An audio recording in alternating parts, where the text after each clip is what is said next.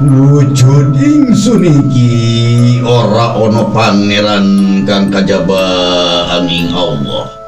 Wa asyhadu anna Muhammadan Rasulullah. Lan anak seni ingsun iki setuhune Muhammad iku urip wujud ingsun iki.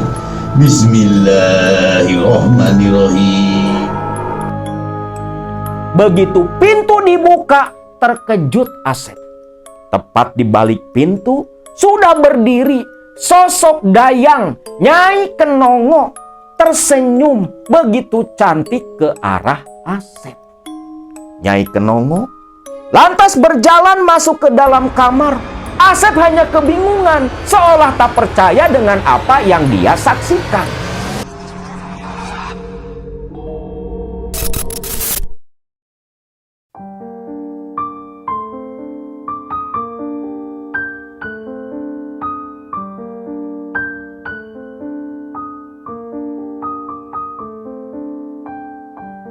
Assalamualaikum warahmatullahi wabarakatuh. Salam sejahtera buat semua Baraya KMS dimanapun kalian berada. Cerita kali ini berasal dari daerah Cianjur, Jawa Barat. Kisah yang dibagikan oleh Teh Sinta, salah satu Baraya KMS, yang mengatakan kalau kakak kandungnya yang sudah meninggal dunia dulu semasa hidupnya pernah menjalani suatu ritual pesugihan di sebuah goa di daerah Pelabuhan Ratu, Sukabumi. Kakak kandung dari Teh Sinta yang sudah beberapa tahun lalu meninggal dunia, meninggal dengan cara yang begitu mengenaskan, di mana tubuhnya tersiksa selama beberapa bulan akibat ritual yang dia jalani. Kakak kandung Teh Sinta bernama Asep, akrab dipanggil Kang Asep. Kang Asep ini meninggal dalam posisi masih bujangan, belum menikah sama sekali. Asep adalah anak pertama dari 2 bersaudara, tinggal di sebuah desa di perbatasan Cianjur, Sukabumi. Dulu Asep selepas lulus dari sebuah SMK, dia ini sempat bekerja merantau di daerah Cikarang. Namun selepas 3 tahun lamanya kerja di sebuah pabrik, Asep pun kena PHK dan mengharuskan dia pulang kembali ke kampung halamannya. Ayah dari Kang Asep dulu merupakan seorang penjual bakso keliling. Namun selepas meninggal dunia, ketika Kang Asep baru lulus dari SMK, maka Kang Aseplah yang mengambil alih tugas sang bapak sebagai tulang punggung keluarga untuk menghidupi ibu dan adik satu-satunya. Waktu itu Teh Sinta baru kelas 3 SMP. Selepas di PHK, Kang Asep cukup lama menganggur sambil mencari-cari peluang usaha dan masukin lamaran ke sana sini. Namun apa daya, lamaran yang dia masukkan ke beberapa perusahaan tak ada satupun yang direspon apalagi diterima. Maka waktu itu Asep pun berdiskusi dengan sang ibu. Bu, ini gimana ya? Udah 4 bulan Asep nganggur. Nyari kerja susah. Mau usaha pun bingung harus usaha apa. Kira-kira kalau Asep jualan bakso seperti almarhum bapak, ibu bisa bantu tidak? Tanya Asep. Karena kan Asep ini nggak bisa bikin bakso seperti almarhum bapaknya. Ibunya pun menyanggupi permintaan Asep. Karena memang dulu ibu dari Asep lah yang membuat resep dan segalanya. Bapaknya Asep hanya tinggal berjualan saja. Di sini Asep sebenarnya agak gengsi kalau harus jadi tukang bakso keliling. Namun apa daya, keadaan memaksa. Kalau terus-terusan menganggur, mereka sekeluarga mau makan apa? Memang dalam tabungan masih ada uang yang disimpan Asep selama bekerja di pabrik daerah Cikarang. Tapi kan makin lama dipakai terus ya habis juga. Pemasukan gak ada. Maka di sini Asep pun akhirnya membuang gengsi, membuang rasa malu. Dia pun mulai berjualan bakso keliling seperti almarhum bapaknya. Waktu itu 1-2 minggu Asep masih perkenalan.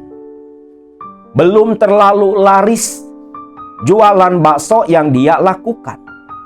Namun semakin lama, dengan istiqomah dan doa dari sang ibu, jualannya Asep pun mulai lancar.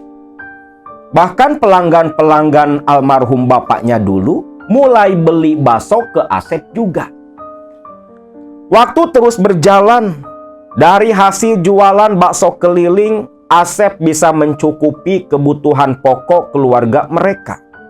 Sampai akhirnya, karena merasa jualannya laris dan sudah bisa menguasai profesi yang dia ambil, Asep pun punya ide buka usaha bakso, sewa kios di pinggiran jalan.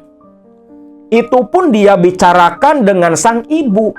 Ibunya hanya mendukung dan selalu mendoakan Asep. Maka mulailah Asep pun mencari kios di pinggiran jalan yang mau disewakan. Waktu itu dapat kios seperti warung-warung biasa di pinggiran jalan, warung terbuka yang Asep sewa dengan biaya 300.000 dalam 1 bulan. Asep pun gak tanggung-tanggung, langsung sewa kios itu selama 3 bulan full, sekaligus dia bayar. Dan mulailah Asep membeli peralatan-peralatan untuk kios baksonya. Dan 1 minggu kemudian, kios bakso itu pun mulai resmi dibuka. Di sepanjang jalan tempat kios Asep berada, di sana ada juga tukang bakso, tukang mie ayam yang sudah bertahun-tahun buka di sana. Namun di sini Asep yakin rezeki nggak bakal ketuker. Waktu pertama jualan, itu responnya udah bagus. Banyak pejalan kaki ataupun pengendara yang mampir dan makan bakso di warungnya Asep. Sampai menginjak bulan ketiga jualan di sana, mulai nih yang biasanya rame mendadak perlahan sepi pengunjung. Sampai yang biasanya habis sekitar 100 porsi, Asep setiap hari hanya bisa menjual beberapa mangkuk saja. Yang tentunya kondisi seperti itu membuat Asep dan sang ibu kebingungan. Lalu satu saat, karena usaha yang makin sepi malah seolah mau tutup, hampir bangkrut, Asep pun mengeluh ke sang ibu. Bu, gimana ya bu? Tadinya jualan bakso rame, kok sekarang mendadak sepi seperti ini? Kayak yang gak wajar loh bu, gak normal. Beda sama penjual bakso di seberang jalan sana bu. Tiap hari selalu penuh sama pengunjung. Ibunya pun sadar akan sesuatu. Lantas dia berkata, Sep, kalau orang lain, mereka jualan itu pakai bumbu. Gak murni seperti kita. Pakai bumbu. Bumbu apa? Ya bisa dibilang orang-orang lain jualan itu pakai penglaris, pakai magic. kamu juga mestinya seperti itu, Sep. Bapakmu aja dulu jualan bakso keliling. Dia punya pegangan juga. Karena persaingan usaha seperti ini gak main-main. Ada kalanya orang tak suka dengan kemajuan kita. Jadi maksud ibu, Asep harus nyari penglaris, nyari dukun. Iya, Sep. Yang namanya ikhtiar bukan hanya ikhtiar dohir saja. Nyari penglaris itu masuk ikhtiar pula, ikhtiar batin. Tak cukup hanya dengan kita ibadah dan berdoa. Di sini ibunya Asep, Bu Rodiah, mungkin belajar dari masa lalu. Karena suaminya yang almarhum itu dulu punya kenalan seorang dukun pula di daerah Sukabumi, dan dukun itulah yang membantu melariskan jualan almarhum suaminya. Nah, di sini Asep pun disuruh oleh sang ibu menemui dukun yang dulu bantu almarhum bapaknya, almarhum Mang Jamil. Asep pun setuju. Toh itu ikhtiar, usaha untuk kemajuan mereka. Lalu sang ibu memberikan nomor HP si dukun yang dulu bantu suaminya. Namanya Kang Udin. Tinggal di daerah Sukabumi, sekitar 2 jam perjalanan dari kampung halaman Asep. Nomor diberikan oleh ibunya. Asep pun lantas menghubungi dukun itu. Namanya Ustadz Bahrudin. Biasa dipanggil Kang Udin. Seorang ahli hikmah yang tinggal di daerah Sukabumi, di Kecamatan Pelabuhan Ratu. Selepas menghubungi Kang Bahrudin, awalnya Kang Bahrudin ini gak kenal siapa yang nelpon dirinya. Dapat nomor dari mana? Karena Asep ini kan ngaku dari Cianjur. Lalu ibunya Asep lah yang menggantikan Asep berbicara. Barulah selepas Bu Rodiah yang ngomong, Kang Udin masih mengenali suara Bu Rodiah. Karena dulu sebulan sekali Bu Rodiah dan suaminya Mang Jamil itu sering datang silaturahmi ke sana. Nah, dalam pembicaraan saat itu, Ustadz Bahrudin atau Kang Udin menyuruh Asep untuk datang ke rumahnya hari Senin malam Selasa Kliwon. Asep ini mau dibawa ziarah ke sebuah goa keramat yang terkenal cukup angker di pinggiran pantai selatan Pelabuhan Ratu. Tepatnya di Pantai Tenjo Resmi.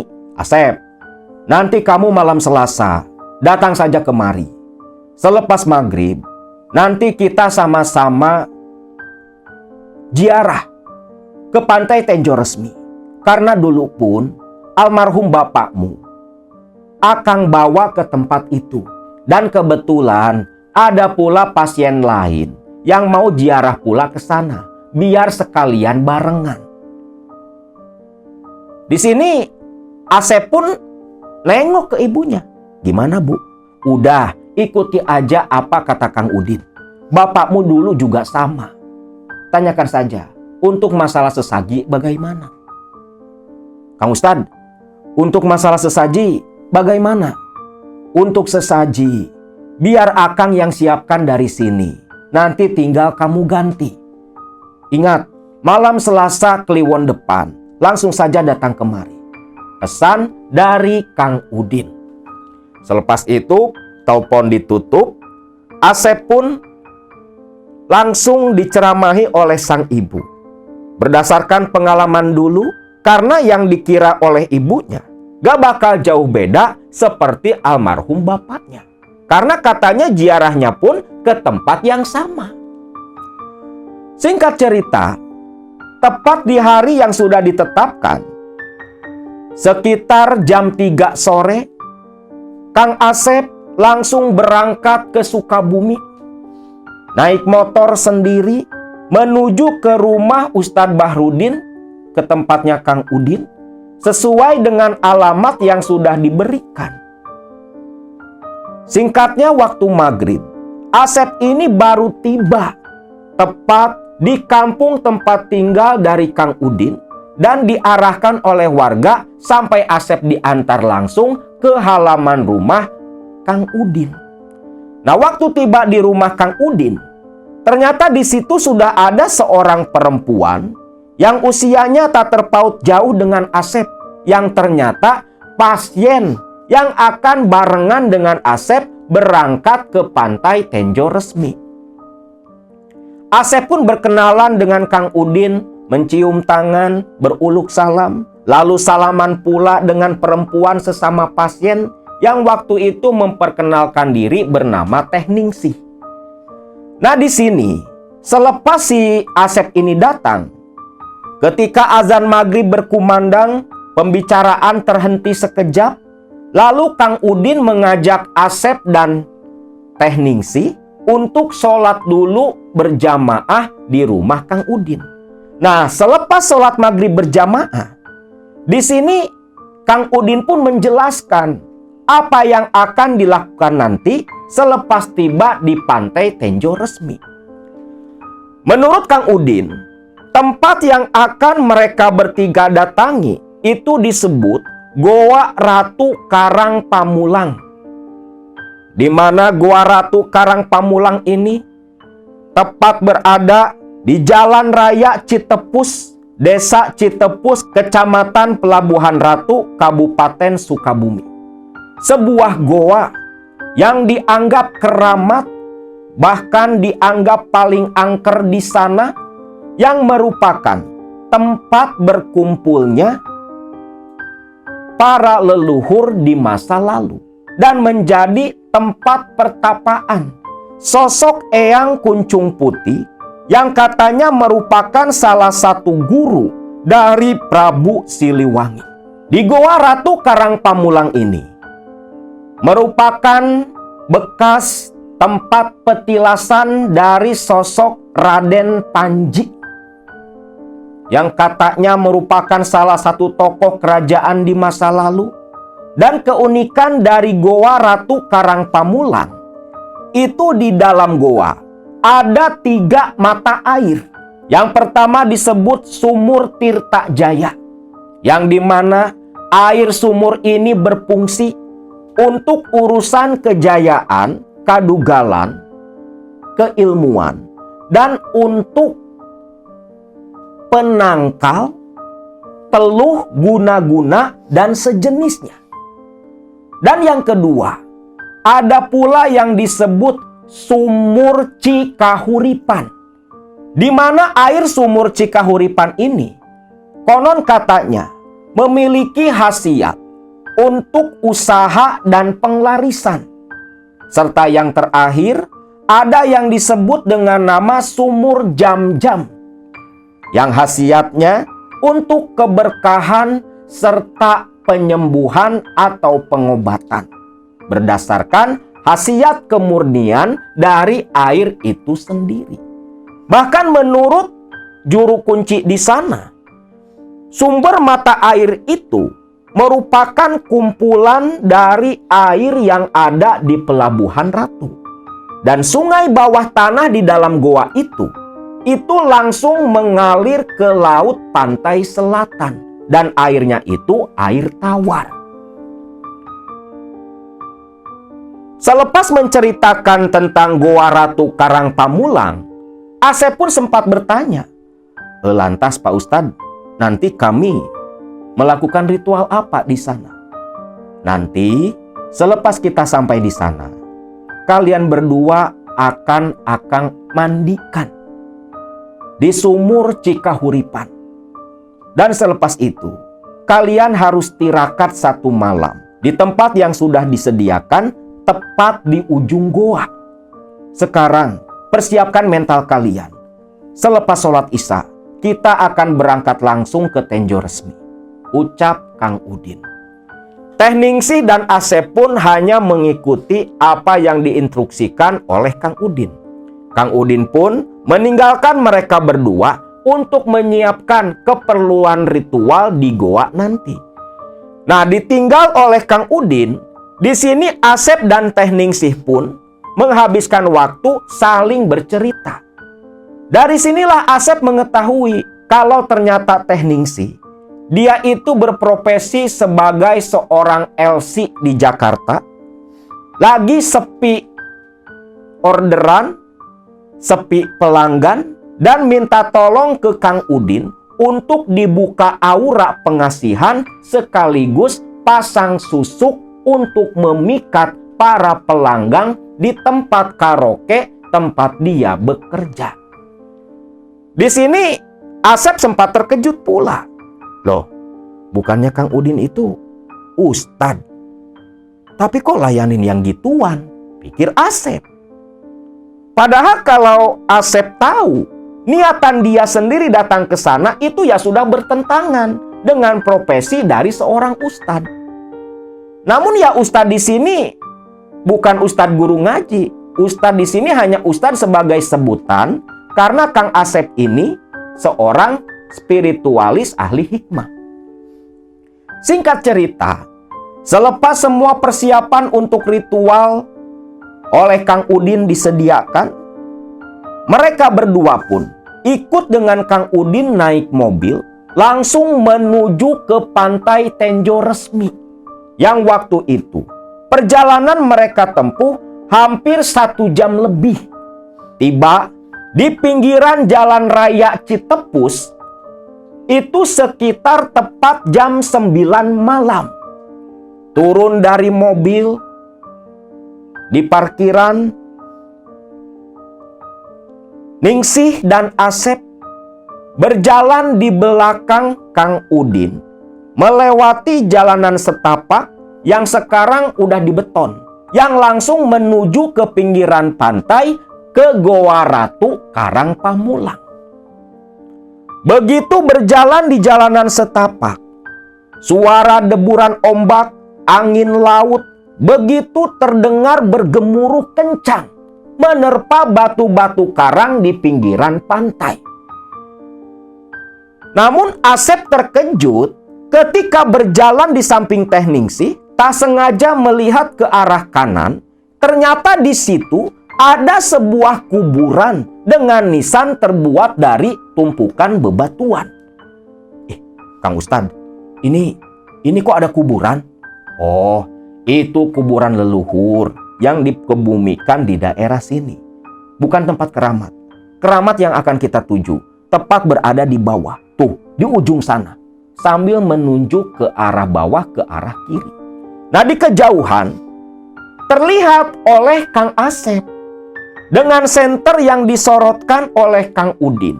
Memang di situ ada mulut goa dengan bangunan kecil seperti pendopo, tempat para peziarah istirahat menunggu. Namun ketika dilihat, di bawah itu sepi, gak ada orang sama sekali. Kang, gak ada orang loh Kang. Tenang saja, kita tunggu juru kuncinya datang. Kalau gak salah, juru kuncinya sebenarnya ada, tapi sepertinya lagi ngantar peziarah masuk ke dalam. Kita tunggu saja di luar. Mereka pun terus berjalan bersama, lalu istirahat di bangunan kecil di mulut goa. Nah, di sini sambil menikmati suasana malam, sambil istirahat, melihat keindahan pantai Tenjo Resmi di malam hari, mereka bertiga duduk diam menunggu juru kunci yang kata Kang Asep sedang berada di dalam goa. Berarti ada peziarah yang berkunjung pula ke sana. Setengah jam lamanya mereka bertiga menunggu. Tak lama keluarlah sosok lelaki yang kata Kang Asep disebut juru kunci Goa Ratu Karang Pamulang, dengan 2 orang pasien peziarah yang mengikuti berjalan di belakang. Nah, begitu si juru kunci ini datang, langsung disapa oleh Kang Udin. Assalamualaikum. Waalaikumsalam. Loh, Kang Ustad? Iya Kang. Ada yang ziarah?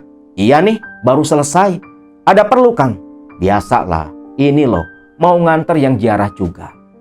Ya udah Kang, tunggu dulu bentar ya. Saya nganter peziarah dulu ke parkiran, ucap si juru kunci.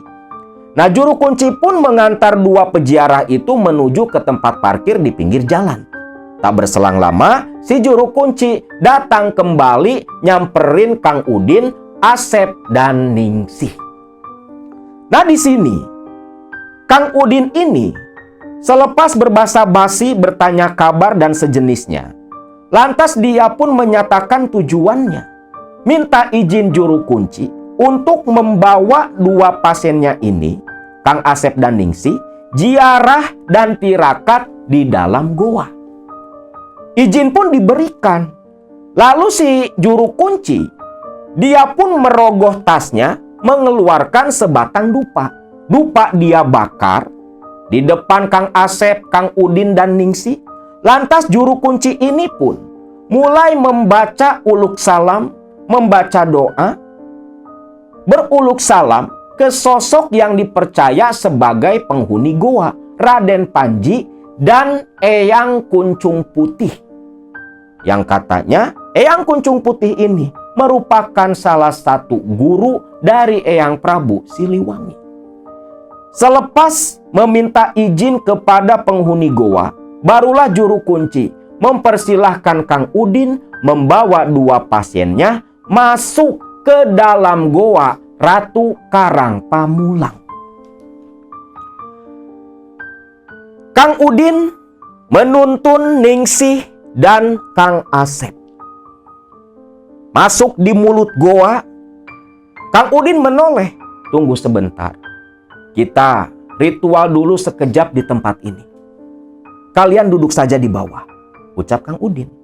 Lantai mulut goa yang memang seperti dilapisi keramik ya, itu si Kang Udin langsung mengambil beberapa batang dupa yang lantas dia bakar. Duduk bersila di sana, memejamkan mata, bibirnya komat kamit seperti berdoa. Wujud ingsun iki ora ono pangeran kang kajaba angin Allah. Wa asyhadu anna Muhammadat Rasulullah. Lan anak seni ingsun iki setuhune Muhammad iku urip wujud ingsun iki. Bismillahirrahmanirrahim. Selepas selesai, beberapa batang dupa yang menyala itu lantas dia tancapkan, lalu membawa Asep dan Ningsih masuk ke dalam goa. Masuk ke dalam goa, di situ ada ruangan sebelah kanan. Yang kata si Kang Udin, "Nah, Asep, Ningsih, tempat ini walaupun kelihatannya kecil, tapi di alam gaib ini begitu luas. Di tempat inilah dayang-dayangnya Ibu Ratu Pantai Selatan berkumpul." Oh gitu Pak Ustadz. Berarti di goa ini tempat Ibu Ratu Pantai Selatan juga? Iya, goa ini juga tempat Ibu Ratu Pantai Selatan. Bahkan tempat ini lebih keramat daripada Karanghawu. Lebih mujarab kalau kita ritual di sini. Mata air di dalam pun itu lebih bagus daripada 7 sumur di Karanghawu. Lebih murni. Kalau yang di sana itu kan tercampur air laut. Ini mutlak air tawar dan semua air di Pelabuhan Ratu itu berkumpul di tempat ini. Sumbernya dari sini. Kemurniannya terjaga. Khasiatnya berlipat-lipat ganda. Lalu selepas itu Kang Udin pun kembali berjalan menaiki beberapa anak tangga. Gua itu begitu pendek dan sempit. Mereka bertiga berjalan sambil merunduk. Semakin jauh berjalan tentunya dengan perlahan, tibalah mereka di sebuah mata air. Seperti sumur. Yang katanya itu disebut Sumur Tirta Jaya. Nah, ini nih. Inilah yang disebut Sumur Tirta Jaya. Kalau mandi di sumur ini, itu kalau kita kena kiriman teluh atau guna-guna, bisa langsung sembuh dan hilang seketika. Tubuh kita pun akan dijaga, gak bakal mempan kalau kena kiriman teluh dan sejenisnya. Tentunya ada ritual khususnya. Tapi bukan di sini. Kalian berdua akan Kang Ustadz mandikan di sumur yang lain. Nah, di dalam gua ini mereka harus melewati aliran sungai bawah tanah, melewati jembatan bambu yang ditata sedemikian rupa. Nah, itulah sungai bawah tanah yang konon katanya mengalir langsung ke pantai Tenjo Resmi, ke pantai selatan. Bahkan gua itu merupakan gerbang menuju istana pantai selatan. Kalau orang mau menemui atau berkomunikasi dengan sosok Ratu Pantai Selatan, itu bisa dilakukan di Goa Ratu Karang Pamulang. Tibalah di sumur kedua, di sumber mata air kedua, yang disebut Sumur Cikahuripan. Nah, di Sumur Cikahuripan ini yang begitu gelap, karena memang dalam gua ini nggak ada penerangan sama sekali. Penerangan ya cuman dari lampu senter yang dibawa oleh Kang Udin. Mereka berdua dibawa Kang Udin ke Sumur Cikahuripan, di mana di situ mereka berdua akan dimandikan bergantian sebelum melakukan tirakat di ujung goa. Yang pertama mendapat giliran mandi itu Teh Ningsih. Tentunya di sini mandinya yang mengenakan pakaian. Mereka dari rumah sudah pada bawa pakaian ganti. Lalu menyuruh Ningsih untuk duduk bersimpu sambil memejamkan mata dan langsung dimandikan oleh Kang Udin beberapa guyuran sampai sekujur badan Teh Ningsih basah kuyup oleh air Cikahuripan. Namun di sini Asep yang duduk diam memperhatikan. Dia kaget karena samar-samar Asep ini mendengar suara seperti suara perempuan lagi nembang. Namun suaranya itu tersamarkan oleh suara gemuruh angin dan ombak pantai Tenjo Resmi. Namun Asep yakin itu suara manusia, suara perempuan lagi nembang, kayak lagi nyinden. Loh. Ini kayak orang lagi nyinden. Ini suara radio? Apa suara apa? Masa iya dalam gua ada yang nyinden? Pikir si Kang Asep. Lagi ngelamun seperti itu, Sep, giliran kamu. Asep pun terkejut. Karena Teh Ningsih sudah balik lagi, sudah mengenakan pakaian baru, dan Asep dipanggil Kang Udin untuk giliran dimandikan. Iya Kang. Asep pun langsung menuju ke Sumur Cikahuripan. Ritualnya sama. Didoakan dulu oleh Kang Udin.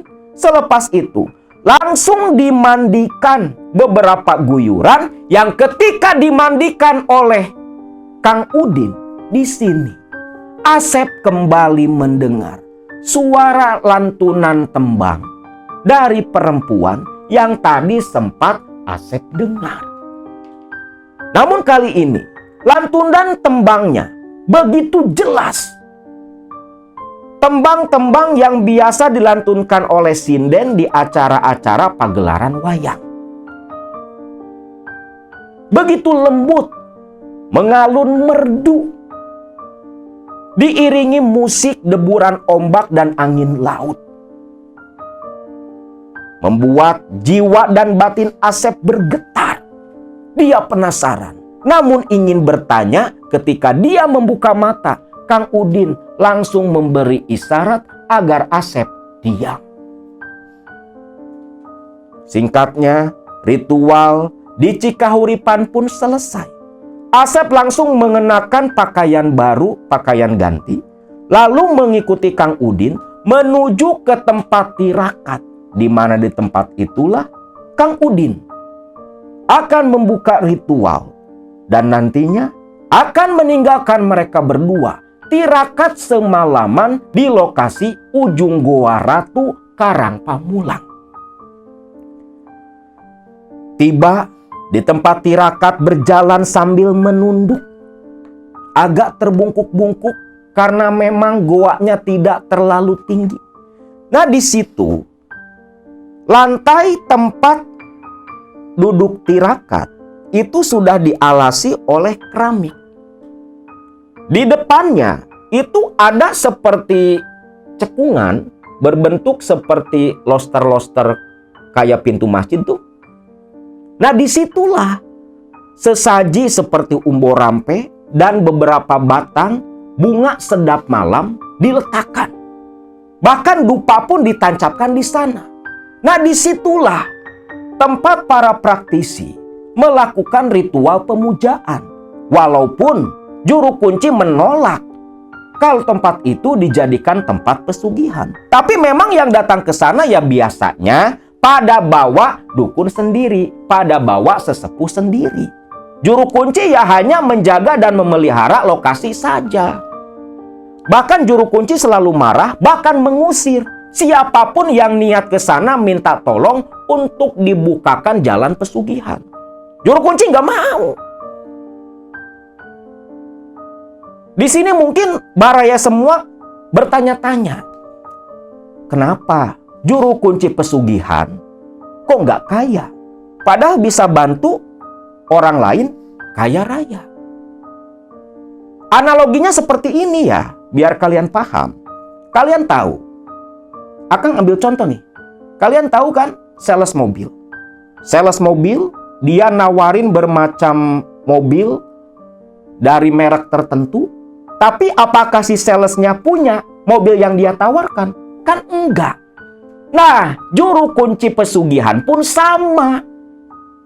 Mereka membukakan jalan pemujaan pesugihan agar si pasien kaya raya. Tapi mereka sendiri nggak mau makan uang hasil pesugihan. Kenapa? Karena mereka tahu resikonya seperti apa. Lantas timbal balik buat juru kuncinya bagaimana, Kang? Nah, timbal balik buat juru kunci. Dia dapat duit, dapat rezekinya, ya dikasih sama para peziarah lewat alibi, kedok mahar, dan kebutuhan untuk ritual. Karena kalau dihitung-hitung, misal minta 2 juta nih, itu paling yang dibelikan cuma 500.000. Udah untung 1,5. Dia jualan sajen kalau juru kunci. Sebagai timbal balik, dia merawat dan mengajak orang, mengantarkan orang untuk masuk ke ritual pesugihan. Dan nantinya selepas mati, gimana nasib si juru kunci? Nah, juru kunci, setahu Akang, ketika mereka mati, mereka ini ya sama, nggak langsung ke alam barzah, pulang dulu ke alam jin. Cuman kalau juru kunci, itu biasanya jadi abdi dalam, bekerja, melayani jin pesugihan seperti sewaktu dia di dunia. Melayani jin pesugihan untuk mencari pengikut-pengikut yang nantinya akan menemani mereka di kedalaman neraka. Di sini, di ujung Goa Ratu Karang Pamulang, Kang Udin lantas duduk bersila menghadap altar pemujaan. Di belakangnya Asep dan Ningsih pun ikut duduk sila seperti yang diperintahkan oleh Kang Udin. Lalu di sini semua sesaji yang Kang Udin bawa, termasuk beberapa batang bunga sedap malam, lantas dia tata di atas altar. Kalau di tempat keramat ada bunga sedap malam, berarti tempat keramat itu berafiliasi dengan keraton pantai selatan. Entah itu langsung ke Nyi Roro Kidul atau ke antek-anteknya seperti Blorong dan sejenisnya. Bunga sedap malam ditata berdiri di altar. Lalu Kang Udin mulai membakar dupa. Penerangan dimatikan, senter disimpan. Hanya ada 5 titik cahaya nyala dupa yang cukup menerangi di dalam altar pemujaan. Kang Udin pun memulai ritualnya. Ritual dia membaca doa-doa campuran bahasa Arab dan bahasa Sunda, yang ketika doa itu dilantunkan, suasana di dalam tempat pemujaan di dekat altar itu berubah seketika. Hawa goa yang memang dingin terasa semakin dingin menusuk tulang. Anyep, angker langsung terasa oleh Asep dan Ningsih. Bahkan Ningsih, ketika Asep melirik lewat sudut matanya, Ningsih itu sampai gemetar, seolah Ningsih menyaksikan atau merasakan sesuatu yang begitu menakutkan. Di sini Asep belum mengalami apapun, hanya merinding-merinding biasa seperti kita ke tempat-tempat yang dianggap angker. Nah, selepas cukup lama Kang Udin membuka ritual, dia akhiri lantas berbalik ke Asep dan Ningsih. Kang Udin berkata, "Sekarang kalian berdua duduk tirakat satu malam di sini. Akang keluar dari goa, nunggu di mulut goa, dan besok selepas ritual selesai, baru Akang menjemput kalian berdua kemari." Iya Kang, ingat, jangan takut. Apapun yang terjadi nanti, jangan sampai membuat kalian membatalkan tirakat ini, karena nggak bisa diulang lagi. Dan ingat, jangan sekalipun kalian berdua selama tirakat mengucapkan kalimat-kalimat dari Al-Quran. Ucap Kang Udin. Nah, di sini dalam hatinya Asep, ini udah agak nyeleneh nih. Kok nggak boleh baca-baca doa? Tapi ya Asep hanya ngikut saja nurutin apa yang diperintahkan Kang Udin. Yang selepas itu Kang Udin pun meninggalkan mereka berdua tirakat di dalam goa. Kang Udin sendiri langsung keluar dari Goa Ratu Karang Pamulang, lantas duduk di bangunan tempat menunggu di pendopo kecil bersama juru kunci. Selepas ditinggal oleh Kang Udin, di sini Ningsih dan Kang Asep duduk bersila memejamkan mata, bermunajat sambil membaca doa tertentu yang memang sudah diajarkan Kang Udin sewaktu di rumah. Yang intinya dalam doa ini ya memanggil sosok yang akan mereka datangkan, penghuni Goa Ratu Karang Pamulang. Keanehan mulai dirasakan oleh Kang Asep. Waktu itu, suara gemuruh ombak dan angin laut itu perlahan mulai terdengar samar-samar sampai lenyap menghilang. Suasana dalam goa pun begitu hening, sepi, tak terdengar suara apapun. Hanya tetesan air dan suara aliran sungai bawah tanah yang tadi sempat mereka lewati. Tak berselang lama, Kang Asep mulai merasakan suasana yang berbeda. Diawali dengan terdengarnya suara gemuruh angin yang begitu kencang. Namun suara angin ini malah terdengar oleh Kang Asep seperti suara desisan ular. Hos, hos, hos. Suara angin menggema, tapi tak ada angin yang menerpa ke tubuh Kang Asep. Tak berselang lama, tercium bau kembang kenanga. Awalnya lembut. Makin lama, bau kembang kenanga ini makin kuat di hidung Kang Asep. Lalu, di saat Kang Asep yang sedang mencium aroma kembang kenanga dan suara angin yang seperti suara desisan ular, Kang Asep yang memejamkan mata, dia mendapatkan sebuah penglihatan. Asap di dupa itu seperti yang menebal lalu berputar. Dan dari putaran asap dupa inilah muncul sesosok perempuan yang begitu cantik luar biasa. Dari tubuhnya tercium kembang kenanga yang begitu wangi. Walau suasana gua begitu gelap, tiba-tiba agak terang dari pancaran cahaya tubuh si perempuan. Cantiknya bukan main. Perempuan ini tersenyum kepada Kang Asep.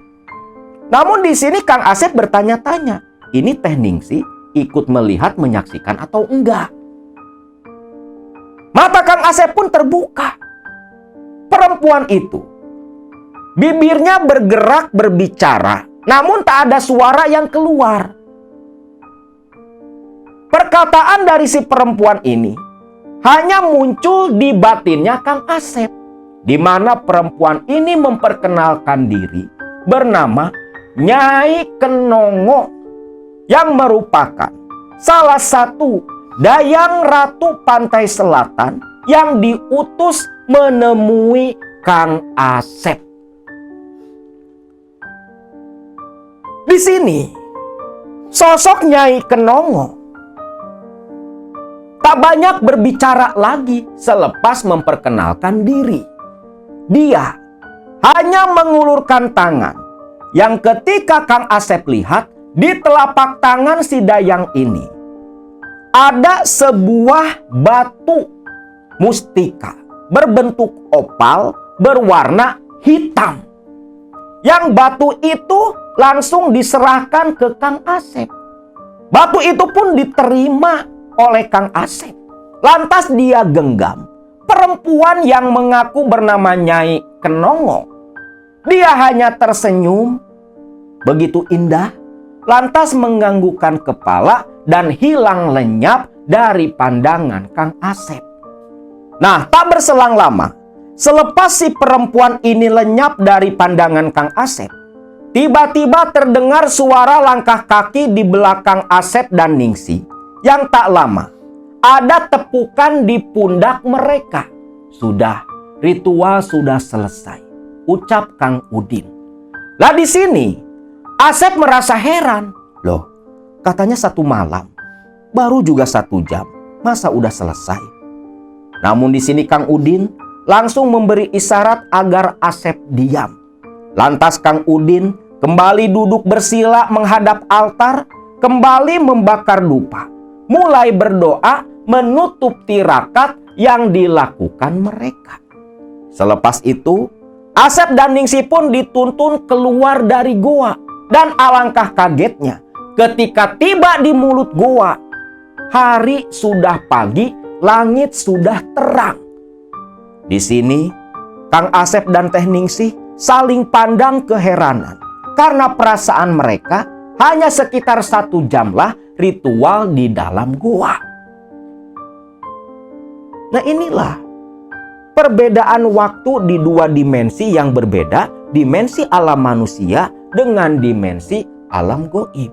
Karena sepertinya ketika semalam mereka berdua tirakat, mereka sudah masuk ke dimensi yang berbeda. Selepas itu, di sini Kang Udin langsung membawa 2 ekor ayam, ayam jago dan ayam betina. Kang, itu untuk apa? Tanya Asep dan Ningsih. Ini persembahan terakhir. Yang jantan mewakili kamu, Sep. Yang betina itu mewakili Teh Ningsih. Tentunya sambil dibaca-bacakan doa tertentu, yang selepas itu dilempar ke pantai Tenjo Resmi di dekat Goa Ratu Karang Pamulang.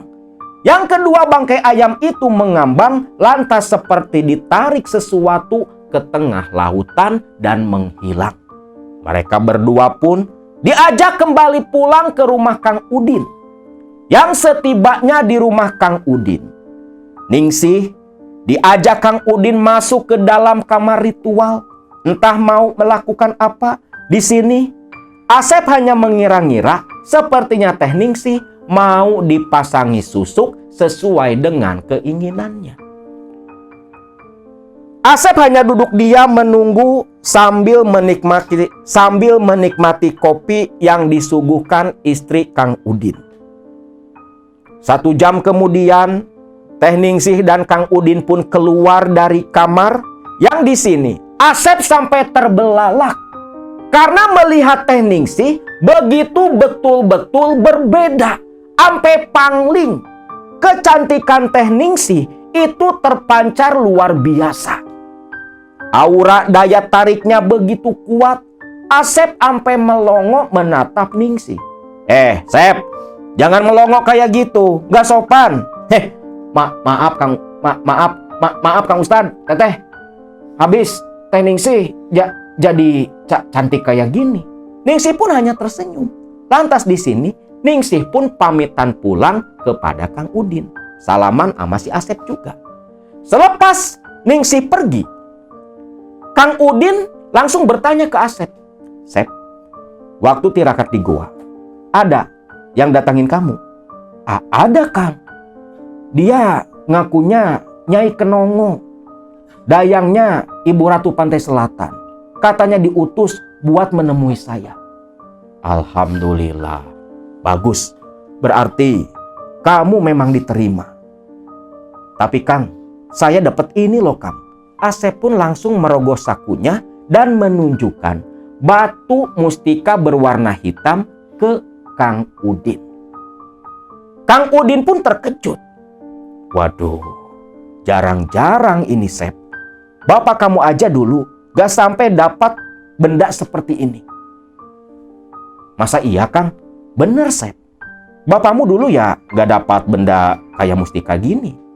Sepertinya kamu memang berjodoh dengan Gua Ratu Karang Pamulang. Ingat Sep, benda ini jangan sampai hilang. Terus, itu batunya mesti saya apakan Kang? Gini Sep, setibanya kamu nanti di kampung di Cianjur, batu ini kau simpan. Dan selama 21 hari, batu ini harus kau asapi dengan dupa. Dan nanti apabila ada yang datang menemui kamu dari pantai selatan, terserah kamu mau bagaimana. Karena kalau Akang itu hanya membukakan jalan, sisanya kembali kepada keinginan kamu sendiri. Jalan mana yang kamu ambil, itu semua di luar tanggung jawab Akang. Paham ya Sep? Paham Kang, paham. Ucap si Asep. Yang selepas itu, batu mustika langsung Asep masukkan ke dalam tasnya. Yang dimana Kang Udin berpesan, batu itu harus diletakkan, dibungkus oleh kain kafan. Asep pun lantas pamitan pulang. Batu itu ada ya? Ada di Akang. Karena dulu waktu Teh Sinta ngundang Akang, batu itu pun diserahkan oleh Teh Sinta. Jadi ceritanya dulu, ini cerita sebenarnya udah lama banget. Cuman baru Akang tayangkan karena baru dapat izin nih dari Teh Sinta. Soalnya kan berkaitan dengan aib keluarga. Nah, waktu itu Akang lagi di Cianjur, rukyah di daerah Cidaun. Disuruh mampir ke Sukabumi. Nah, singkat cerita, Kang Asep ini pulang ke Cianjur. Tiba di rumah, langsung ditanyai oleh Bu Rodiah, ibunya. Gimana Sep? Lancar? Alhamdulillah Bu, lancar. Bahkan Asep dapat batu mustika diberi oleh dayangnya Ibu Ratu. Syukurlah, mudah-mudahan ya Sep, usaha kamu bisa jalan lagi, bisa normal lagi, bisa rame, bahkan lebih dari waktu pertama kali. Amin, ucap si Asep. Nah, semenjak pulang dari Goa Karang Pamulang, di sini Asep pun menjalankan yang diamanatkan oleh Kang Udin. Batu itu disimpan dalam lipatan kain kafan yang memang dibeli Asep dari pasar. Yang memang kain kafan itu, kain kafan sisa bekas pembungkus jenazah almarhum bapaknya. Lalu setiap selepas maghrib, Asep pun membakarkan 3 batang dupa. Kan harus diasapi dupa selama 21 hari berturut-turut. 21 malam di sini. Tiap malam, tiap maghrib, dibakarin dupa dalam kamar. Kalau pagi, Asep ya jualan kembali di kios baksonya bareng dengan ibunya. Kalau Sinta kan dia sekolah. Cuman kalau pulang sekolah, Sinta biasanya selepas istirahat itu bantu-bantu di kios bakso. Nah di sini, sehari, 2 hari, 3 hari, 4 hari, belum ada perubahan sama sekali. Lalu Asep pun nelpon ke Kang Udin. Kang, ini gimana Kang? Udah 4 hari. Warung bakso saya masih sepi Kang. Ya sabar Sep, kan kata Akang.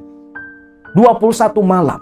Nanti kalau sudah 21 hari, belum ada perubahan, nanti kamu ya tinggal datang balik ke rumah Akang. Ucap si Kang Udin. Asep pun nurut. Dupa yang masih terus dia bakar tiap maghrib. Namun siapa sangka, tepat di hari ke-7, membakar dupa mengasapi batu mustika. Teh Sinta ingat betul waktu dulu almarhum kakaknya cerita. Jadi di hari ke-7 nih, tatkala Sinta dan ibunya sudah tertidur lelap di dalam kamar, Asep tak kunjung ngantuk sama sekali. Tepat jam 10 malam, ketika Asep sedang selonjoran di atas ranjang, tiba-tiba ada ketukan di pintu kamar. Asep kira itu ibunya. Iya bentar Bu, ucap Asep. Namun ketika Asep berdiri, Asep mencium bau kembang kenanga yang begitu tajam. Sampai merinding bulu kuduk Asep. Loh, kok bau kenanga? Asep pun mendekat ke pintu kamar. Begitu pintu dibuka, terkejut Asep. Tepat di balik pintu, sudah berdiri sosok dayang Nyai Kenongo, tersenyum begitu cantik ke arah Asep. Nyai Kenongo lantas berjalan masuk ke dalam kamar. Asep hanya kebingungan, seolah tak percaya dengan apa yang dia saksikan. Tutup pintu kamar itu, Sep. Iya, Nyai. Pintu pun ditutup oleh Asep. Ketika Asep menoleh, Nyai Kenongo sudah duduk di ranjang Asep. Lantas sambil tersenyum begitu anggun, Nyai Kenongo menggupaikan tangan, memberi isyarat agar Asep duduk di sampingnya. Asep pun menurut. Dia langsung duduk di samping Nyai Kenongo. Kang, ini sekarang manggilnya Akang nih si Nyai. Kang, saya tahu apa yang kamu inginkan. Kesuksesan, kekayaan. Itu kan, Akang bisa mendapatkan itu semua. Hanya saja syaratnya, Kang Asep harus mau menjadi pendamping saya. Maksud Nyai? Kamu harus mau jadi pendamping saya, melayani saya. Maka timbal baliknya, kekayaan, kesuksesan akan Kang Asep dapatkan. Nah di sini Asep udah seperti terhipnotis, pikirannya sudah dikuasai oleh sosok Nyai Kenongo. Asep pun menganggukkan kepala. Nyai Kenongo lantas tersenyum. Lalu mengangkat tangan, membuka tusuk konde di sanggulnya. Yang lantas rambut hitam legam Nyai Kenongo pun jatuh terurai begitu panjang sampai menyentuh lantai kamar. Lantas di sini Nyai Kenongo pun minta dipuaskan kepada Kang Asep. Nyai Kenongo membuka semua pakaian Asep sampai tak tersisa. Lalu dia pun menanggalkan semua pakaiannya sendiri. Nah di sini terjadilah hubungan badan antara dua makhluk yang berbeda. Nah tanpa Asep sadari, Sinta tengah malam sampai terbangun. Sinta sempat berniat mau mengintip. Namun ketika Sinta keluar membuka pintu kamar, dia pucat pasi ketakutan melihat sosok makhluk seperti perempuan yang begitu menyeramkan berdiri di depan pintu kamar Kang Asep. Seolah makhluk itu mengawal sosok Nyai Kenongo. Sinta pun buru-buru balik ke kamar, pintu dia tutup, dia kunci, langsung meringkuk di atas ranjang. Sinta begitu ketakutan. Semalaman itu, Sinta terus mendengar suara lenguhan-lenguhan dari kamar sebelah, kamar sang kakak. Namun Sinta tak berani keluar. Sampai esok paginya, Sinta dengan ketakutan membuka pintu, melangkahkan kaki menuju ke kamar sang kakak. Begitu pintu kamar Sinta dorong, dia hanya melihat kakaknya tidur telungkup tak berbusana. Lah, semalam Kang Asep seperti lagi gituan sama perempuan. Tapi kemana? Pikir Sinta. Namun ketika Sinta tak sengaja menoleh ke bawah ranjang, Sinta terkejut mendengar suara desisan ular dan nolol kepala ular berwarna hitam legam sebesar pergelangan tangan. Sinta pun menjerit. Ibunya yang di dapur lantas berlari ke ruang tamu. Ada apa, Sin? Ular, ular. Teriakan Sinta pun membangunkan Asep. Dia langsung buru-buru mengenakan pakaian. Kang, itu loh Kang, ada ular Kang, ada ular. Teriak Sinta. Ular? Mana? Ucap Asep sambil betulin celana. Dia pun langsung jongkok, namun disoroti senter, tak ada apa-apa di kolong ranjang. Ular itu seolah tak pernah ada di sana. Mimpi kamu Mas Sinta? Tapi Kang, beneran ada ular Kang. Alah, salah lihat. Sudah, mandi sana. Kamu kan mau sekolah. Sinta pun hanya menurut sambil garuk-garuk kepala kebingungan. Yakin bener itu ular hitam, tapi memang gak ada. Nah, Sinta pun tak menceritakan pengalamannya semalam baik ke Asep ataupun ibunya. Karena pasti gak bakal dipercaya. Nah, selepas itu, Asep pun kan jualan jam 8 pagi nih, bareng sama ibunya. Benerlah, selepas semalam, si Nyai Kenongo ini datang minta dilayani ke Asep. Warung bakso yang tadinya sepi mulai kembali cukup ramai. Walau tak seramai dulu. Cuman sudah ada perubahan kan. Wah, Sep, warung sudah mulai ramai lagi nih. Sepertinya ritual kamu bersama Kang Udin lancar, beneran diterima. Ini buktinya, ucap sang ibu yang ikut senang melihat jualan mereka laris manis. Nah, Asep kira si Nyai Kenongo ini gak akan datang lagi. Tapi ternyata malam itu Nyai Kenongo kembali datang tepat di waktu yang sama. Jam 10. Nyai Kenongo sudah berada di dalam kamar membangunkan Asep yang tertidur lelap. Asep terkejut dan di sini Nyai Kenongo minta kembali dilayani oleh Asep. Nah, hal itu pun terus berlanjut sampai 21 malam. 14 malam berturut-turut Asep melayani Nyai Kenongo si Dayang Ratu Pantai Selatan. Nah, di malam ke-21, selepas melakukan hubungan badan, Nyai Kenongo ini memberi Asep selembar uang. Nominalnya Rp50.000. Loh, ini buat apa Nyai? Simpan saja. Siapa tahu nanti kamu membutuhkan. Dan mulai saat ini, setiap malam Selasa dan malam Jumat, kamu harus melayaniku. Ucap Nyai Kenongo. Asep pun menyetujui. Dan itu semua tak pernah Asep ceritakan ke Kang Udin. Karena kata Kang Udin kan, apa yang nanti terjadi kembali ke pilihan Asep sendiri dan Kang Udin tak akan ikut tanggung jawab apapun yang nantinya Asep alami. Jadi Kang Udin lepas tangan tuh, hanya sebatas dia mengantar ritual saja di Goa Karang Pamulang.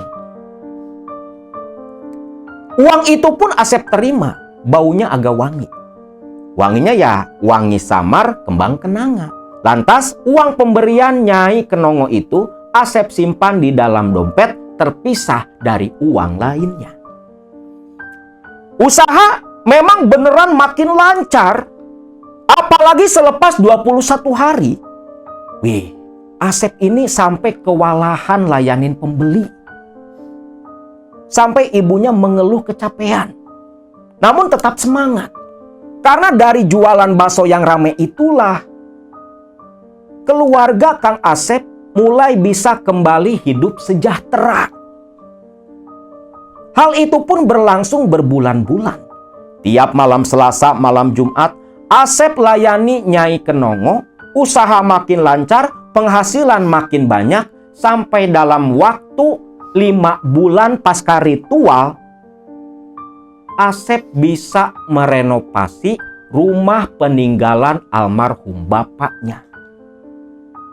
Bahkan Sinta itu disekolahkan di sebuah sekolah swasta yang cukup terkenal di daerah sana. Bahkan udah ada niat mau langsung dikuliahkan ke Jakarta. Waktu dulu ya. Lalu uang yang 50.000. Satu ketika Asep belanjakan uang pemberian dari Nyai Kenongo. Nah di sini anehnya, waktu Asep belanja kebutuhan buat bikin bakso, uang itu dipakai beli bumbu. Namun ketika bumbu dibayar, kembalian dia terima, uangnya balik lagi. Di sini double berarti kan, usaha lancar, Asep dapat duit, balik. 2 keuntungan yang Asep terima dari Nyai Kenongo. Asep penasaran, dia coba belanja rokok, beli rokok sebungkus. Kembalian dia terima, betullah ketika dia buka dompetnya, uang itu sudah kembali ada. Nah di sini bisa kalian bayangkan, selain usaha baksonya lancar, Asep pun rajin belanja ke warung-warung, beli rokok lah, apalah. Memanfaatkan uang balik yang kembali lagi ke dompetnya dan keuntungan dari uang kembalian. Maka Asep dan keluarganya pun makin mapan hidupnya. Sampai Asep ini beli mobil waktu itu. Cuman warung baksonya nggak dia kembangkan, hanya tetap seperti itu. Namun siapa sangka, ketika menginjak bulan ke-8, pasca menjalani ritual di Goa Ratu Karang Pamulang, tanpa Asep sadari, ibu dan adiknya sudah mulai curiga. Hanya saja sang ibu tak berani bertanya secara langsung. Jadi menurut Teh Sinta, selepas Kang Asep ini ritual di Goa Karang Pamulang, itu Sinta ataupun ibunya terkadang sering mendengar suara perempuan nembang di dalam kamar Kang Asep ketika Asep tak ada di rumah. Satu saat nih, saking penasarannya itu suara siapa, Sinta dan Bu Rodiah ibunya ngintip, dan terkejut mereka ketika mengintip lewat loster pintu kamarnya Asep. Sinta dan ibunya melihat sesosok perempuan seperti orang keraton masa lalu duduk membelakangi pintu di atas ranjang, dan ketika saat itu sedang menyisir-nyisir rambut, perlahan menoleh, kaget Sinta dan ibunya karena wajah dari perempuan itu begitu hancur menakutkan. Perempuan itu tertawa persis seperti tawa kuntilanak yang membuat Sinta dan ibunya lari terbirit-birit ke dalam kamar, saling berpelukan begitu ketakutan. Itu bisa seminggu 1-2 kali terdengar suara perempuan nembang di dalam kamarnya Asep. Bahkan pernah juga Sinta dan ibunya ketika beberes rumah di hari Minggu, ada ular besar keluar dari kolong ranjang, keluar dari kamar. Sinta dan ibunya teriak, tetangga datang mengejar ular itu, namun hilang ketika ular masuk ke dapur rumah mereka. Dan ketika menginjak bulan ke-8 nih, Asep mengeluh gatal dan panas di bagian kelaminnya, di selangkangannya. Asep di bulan ke-8 itu mulai timbul bentolan. Awalnya cuma 1-2, bentolan kemerahan yang gatal dan panas bukan main. Dan anehnya, bentolan itu terasa gatal, terasa panas hanya di malam hari. Kalau siang sampai sore, gak kerasa. Dia pun cerita ke ibunya. Nah, ketika cerita ke ibunya ini, ibunya sebenarnya sudah curiga. Lantas ibunya bertanya, "Sep, jujur sama ibu, apa yang kamu sembunyikan selepas kamu selesai ritual di Goa Karang Pamulang?" Gak ada, Bu. Jangan bohong, Sep. Jangan bohong. Apa yang terjadi ke kamu sekarang? Gatal yang kamu rasakan. Ibu curiga itu ada hubungannya dengan ritualmu. Nah, di sini awalnya Asep ini nggak mau jujur. Banyak berkilah, banyak beralasan. Namun dari hari ke hari, rasa gatalnya semakin parah. Bentolan yang tadinya cuma 1-2 sampai penuh di kiri kanan selangkangannya. Mohon maaf nih, sampai ke paha. Dan bentolan itu mulai mengeluarkan bau tak sedap. Itu sampai bisa kecium jarak beberapa meter oleh Sinta ataupun ibunya. Asep ke dokter ahli kulit, ke dokter spesialis. Namun obat dari dokter sama sekali tak bisa menyembuhkan penyakit gatal yang Asep derita. Dan selama sakit gatal panas seperti itu pun, sosok Nyai Kenongo setiap malam Selasa dan malam Jumat tetap datang meminta untuk dipuaskan. Makin lama, kondisi Asep semakin memburuk. Ibunya sudah membawa Asep berobat, bahkan sampai mendatangi Kang Udin. Namun di sini, Kang Udin bungkam sampai dia angkat tangan. Tak berani dan menyatakan tak sanggup mengobati Asep. Datang ke beberapa praktisi baik di Sukabumi ataupun di Cianjur. Namun begitu banyak praktisi didatangi oleh mereka, diobati, tapi tetap hanya sembuh beberapa saat saja, kembali kambuh lagi. Sampai kondisi Asep ini begitu memprihatinkan. Badannya makin lama makin kurus, lemas, tak bertenaga. Usaha pun mulai perlahan sepi.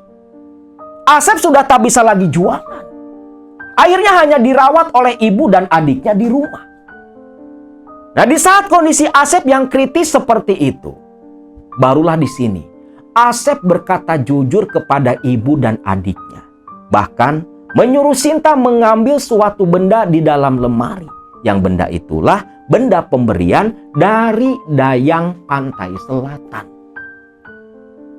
Tentunya ibu dan adiknya, si Teh Sinta nih, terkejut begitu Asep cerita. Makin yakinlah mereka kondisi Asep ini adalah akibat dari ritual yang Asep lakukan. Asep sudah jalani ritual pesugihan. Namun di sini Bu Rodiah dan Sinta tak putus asa, tetap mencari kesembuhan untuk Asep anaknya. Tapi apa daya, kondisi Asep bukannya membaik, malah semakin memburuk.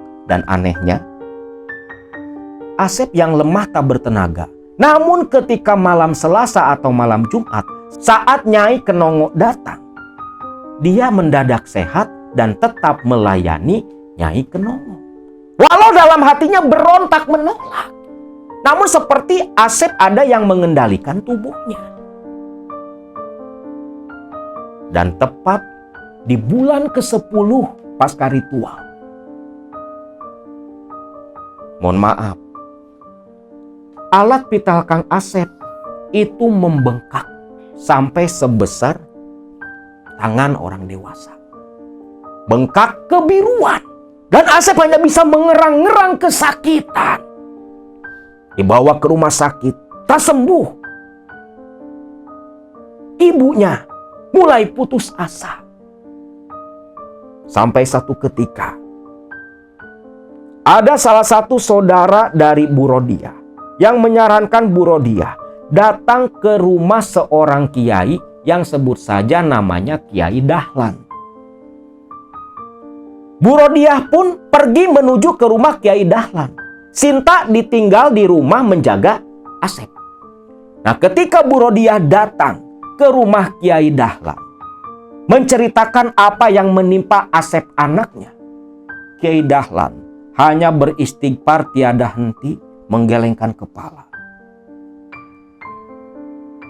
Kiai Dahlan pun berkata, "Mohon maaf, Ibu, sudah telat." Loh, telat gimana Pak Kiai? Sudah telat, Bu. Si Asep, sebagian lelembutannya sudah dibawa ke alam sana oleh sosok si Nyai Kenongo, Dayang Pantai Selatan. Maksud Pak Kiai? Bu, bantu doa saja. Mudah-mudahan ada keajaiban. Pucat Bu Rodiah waktu itu karena paham apa maksud dari Kiai Dahlan. Bu Rodiah pun pulang dengan tangan hampa, dengan hati yang sakit takut kehilangan Asep anak lelaki satu-satunya. Dan ketika Bu Rodiah tiba di rumah, Sinta lagi duduk di ruang tamu. "Bu, bagaimana, Bu?" Bu Rodiah hanya menggelengkan kepala. Sinta pun terdiam. "Kakakmu di mana?" "Udah tidur, Bu, di kamar." Di sini Bu Rodiah pun lantas masuk ke kamar Kang Asep. Sinta masih di ruang tamu. Sampai tak lama kemudian, Sinta terkejut mendengar suara jeritan dari Bu Rodiah, ibu kandungnya. Yang ketika Sinta lari ke dalam kamar kakaknya Kang Asep, Bu Rodiah sedang menangis memeluk tubuh Asep yang sudah kaku tak bernyawa. Hari itu di bulan ke-10 pasca ritual dari Goa Karang Pamulang, Asep meninggal dunia dengan kondisi tubuh yang begitu mengenaskan. Ketika Asep diurus dan dimandikan oleh para tetangga, kata Teh Sinta, alat kelamin Kang Asep hingga dibungkus kain kapanpun tubuhnya dibawa ke pemakaman, itu tetap mengeluarkan rembesan nanah. Itulah kisah yang dibagikan oleh Teh Sinta yang baru bisa Akang ceritakan ke kalian selepas mendapatkan izin tentang Kang Asep yang meninggal dunia akibat dampak dari ritual pesugihan yang dia jalani di Goa Ratu Karang Pamulang.